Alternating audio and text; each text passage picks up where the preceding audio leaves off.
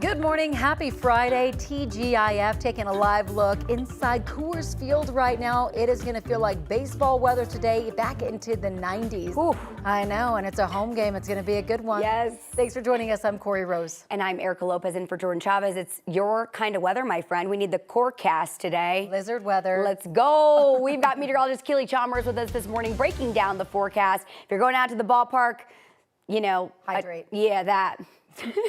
Right? Temperatures actually cooling off a little bit by the start of the game. We'll be in the 80s, but yeah, for high temperatures, we're talking about temperatures in the low to mid 90s. And of course, if you don't want to go to the game, you can always watch it right here on Channel 20 KTVD.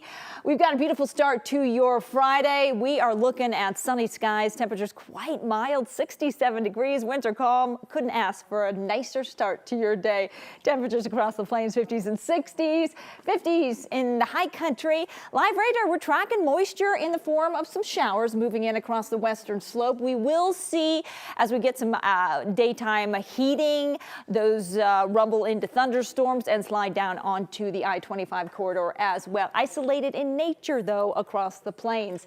80s, we're going to reach the 80s by 10 o'clock this morning. We're going to reach the 90s by noon, 93 by 2 o'clock, and lots of sunshine. Those clouds will increase again as we get that weather activity moving into our area. Mostly sunny, 92 degrees, our forecast high here in the metro area. And really, we have about a 20% chance we'll see one of those showers or thunderstorms rumble through. Afternoon storms that tops a look at our weather headlines, but again, isolated in nature across the plains. Active weather.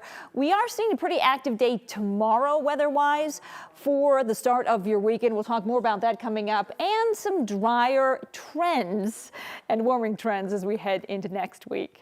Keely, thank you so much. Happy Friday, everyone. 7:02 is your time. Sky 9 right now giving us a live look of one of our trouble spots. We always see crashes. And of course, we're seeing a crash right now along southbound I-25 near, or I should say northbound I-25 near 104th Avenue. So you can see it looks like 2 to 3 vehicles are involved. We were seeing crews there on scene less than 5 minutes ago. It looks like they already left, or it's behind this crash. So let's switch things over to our CDOT cameras just so I can show you what we're seeing on our end. Okay, so yes, all those crews are right behind the crash. You can see them right here. So that right lane is partially blocked for those taking northbound I-25 near 104th Avenue. And this is where we're seeing that crash. But you can see that traffic is so light in this area that people are just sticking to that center and that left lane. But this is always a hot spot for crashes. So I do want to switch things over to our main mats, kind of show you where this crash is happening. So again, it's between the North Glen and Federal Heights area that we're seeing that crash. Northbound I-25 heading up to 104th Avenue. That right lane is partially blocked. But you could see that your drive times still looking pretty good on those northbound lanes. So right now you're looking at an 11-minute drive, and those speed times are clocking in at 50 miles per hour. Brianna, thank you so much. Bicyclist deaths are on the rise here in Colorado. Since 2015, that number has gone up 8% in our state. It's why CDOT is trying to raise awareness about it. New this morning, 90s reporter Courtney Yoon joins us live from Wash Park in Denver. And Courtney, they're trying to educate both bicyclists and drivers with this new campaign. Yes, that's right, Corey and Erica. If you visit Wash Park frequently, you might start to notice some new signs along the bike path. They're being installed tomorrow, and they'll depict what CDOT is saying is an alarming number of bicyclists killed each year in our state. Those signs will stay up through the warm months. That's because of the 79 bicyclist deaths since 2020 in Colorado. About 48% of them happened during the summer. The signs will also memorialize the lives lost and include safety tips explaining the 3-foot law and safety stop laws. In Colorado, drivers must give bicyclists 3 feet of space when passing them. Bicyclists are also allowed to slow at stop signs and proceed when clear. According to CDOT, so far this year, there's been about 1 bicyclist death per month. On average per year, we see about 15 bicyclist deaths and more than 200 serious injuries.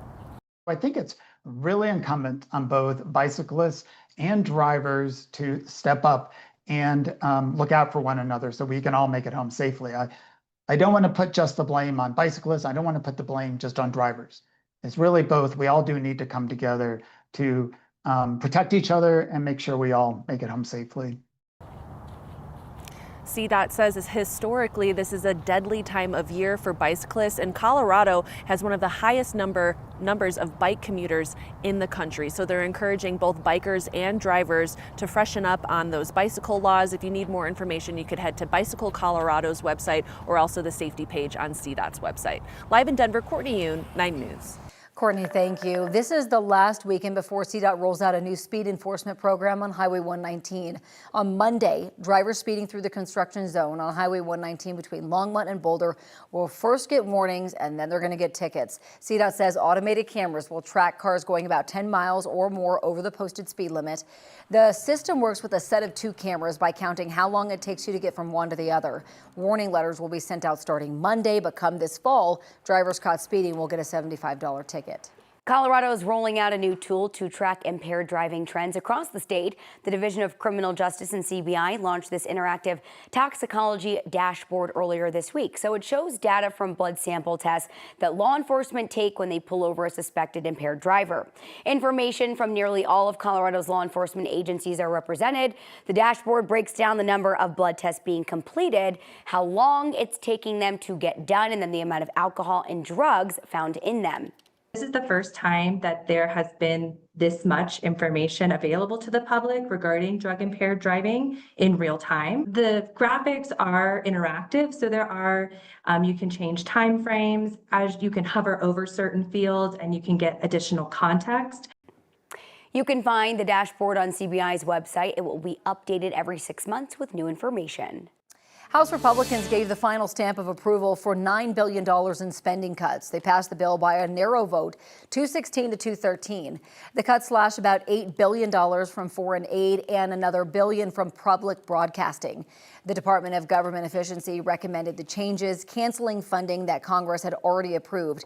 Lawmakers passed the bill using a little-known presidential budget rule, one that bypasses the Senate filibuster. Trump is the first to successfully use that rule in nearly 30 years. President Trump's firing of a Democratic commissioner at the Federal Trade Commission was illegal. That was the ruling by a federal court yesterday. Back in March, Democratic Commissioner Rebecca Kelly Slaughter was fired after Trump said that her, quote, service on the FTC is inconsistent with the administration's priorities.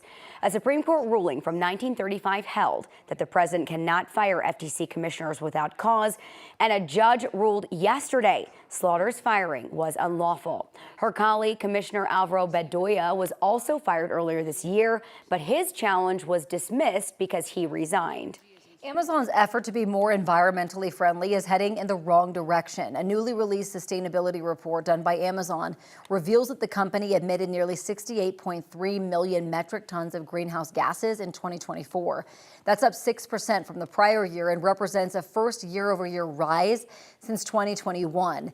Amazon's emissions increase is fueled mainly by its delivery vehicle fleet and data center construction. Amazon made a pledge 6 years ago to meet a net zero carbon emissions goal by the year 2040, but its direct emissions, encompassing transportation and logistics, have steadily gone up since 2019.